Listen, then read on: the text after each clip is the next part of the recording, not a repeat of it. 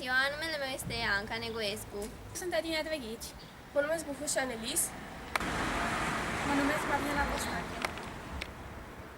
Mă numesc Andreea Săvescu, suntem toate eleve la Colegiul Economic Ionghica, în clasa a 12-a E și împreună cu profesorii coordonatori am organizat o activitate împreună cu clasa a 4-a și să mergem să le prezentăm obiectivele turistice din Dâmbovița. Însoțiți de elevii clasei a 4-a ne aflăm la Școala Generală Tudor Vladimirescu. Aceștia par foarte receptivi și foarte deschiși la nou.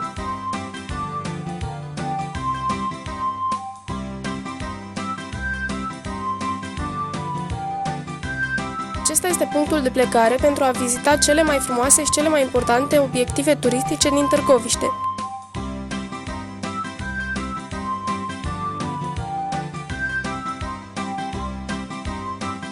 Pornind în mica noastră călătorie, suntem însoțiți și de o clasă a 3-a și de doamnele învățătoare.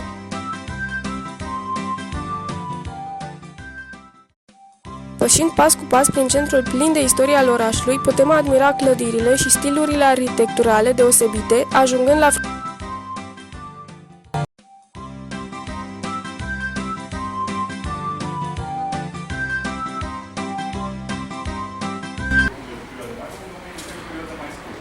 mai ales în sectorul așezului, ceea ce deja domnia era obținută prin forțe.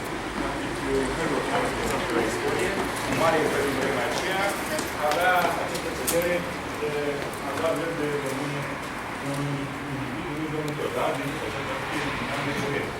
Învățat de mai multe neamuri pălărești care s-au luptat pentru tronul țării. Spuneam că cursul Dumnezeu care a construit o curte domnească aici la Târgoviște, se transformat Târgoviștea în capitala țării. unul câte unul pășesc încet, dar sigur, spre a vedea lumea dintr-o altă perspectivă din vechiul turn construit de domnitorul Vlad Țepeș în timpul celei de-a doua domnii. O lume cu mult soare și mii de jucării, în lumea cu povești și flori veți întâlni și o lume a inocenței, păstrați orice-ar fi. Urcarea nu este ușoară, însă până sus ne dă timp să ne gândim la câte lucruri istorice s-au înfăptuit în acel loc. În viață am pornit și vise am împlinit așa cum ne-am dorit. Gânduri bune. Câte trepte ai numărat? 120. 120.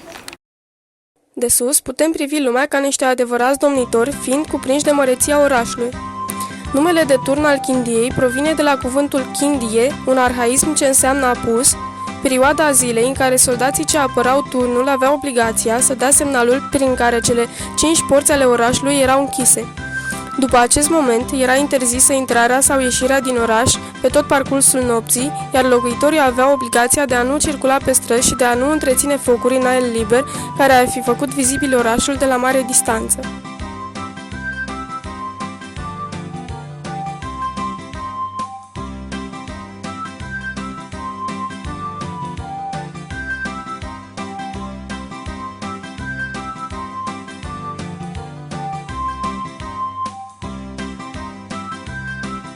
Plăcut impresionați, ne continuăm mica noastră călătorie prin istoria Târgoviștei. În imediată apropiere se află Muzeul Național al Poliției Române, înființat în anul 1998. Poliția este o instituție importantă a statului contemporan, având însă rădăcini adânci în istorie, apărând încă din perioada primei organizări statale. Poliția s-a dezvoltat în mod continuu și a devenit în epoca renașterii instituția principală în asigurarea ordinii interne în mai toate țările. Acum suntem la Muzeul de Istorie cu copiii, sunt foarte încântați și le e foame. După scurtul timp petrecut în muzeu, însă bogat de cunoștințe, ne îndreptăm spre Muzeul de Istorie. Acesta a fost deschis vizitatorilor în luna septembrie 1986 în clădirea fostului Palat de Justiție. Pășind de-a stânga și de-a dreapta noastră, întâlnim robe ale foștilor domnitori, picturi reprezentative, documente, arme și uniforme. Plecăm cu o plăcută impresie și mai bogați în cunoștințe despre orașul natal, îndreptându-ne spre Colegiul Economic Ionghica pentru a servi masa la restaurantul Școală Junior.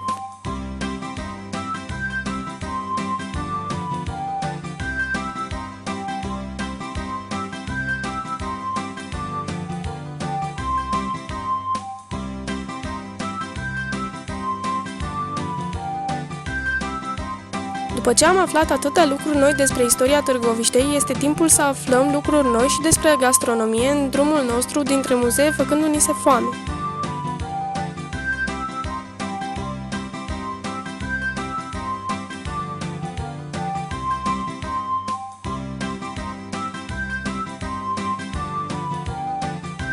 Suntem plăcut întâmpinați, iar copiii sunt nerăbdători. Pe rând, ne așezăm la masă, savurând bunătățile pregătite cu drag.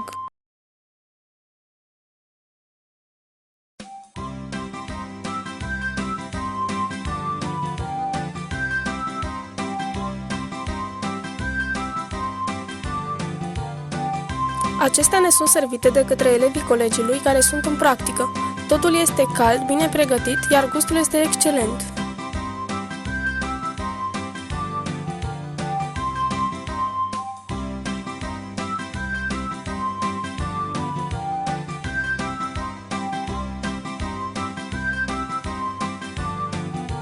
Spre sfârșitul activității suntem serviți cu tort pentru a ne îndulci starea și ne aduce un zâmbet în colțul gurii.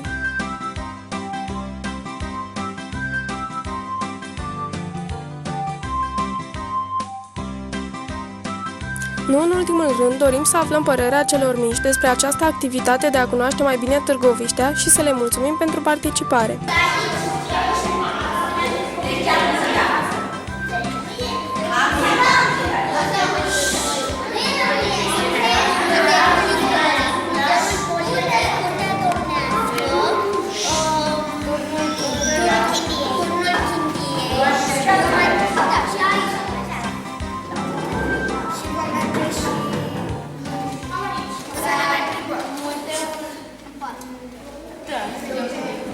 Ce ți-a plăcut cel mai mult?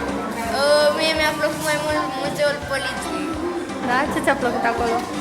Mi-a plăcut motocicleta și armele. Ce ți-a plăcut acolo? Ce ți-a plăcut azi? Cel mai mult mi-a plăcut la Muzeul Istoric, pentru că la Muzeul Istoric, pentru că acolo se aflau diverse obiecte interesante, iar vizitând acel muzeu am învățat multe lucruri interesante.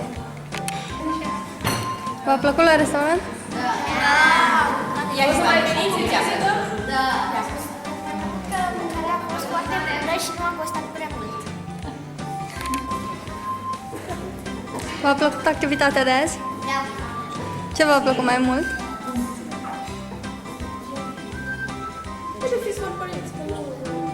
Ce v-a plăcut cel mai mult azi? Mâncarea? Vreți să mai avem activități de acestea? Da. Și v-ar plăcea să dați la cele mai mari? Da. Da?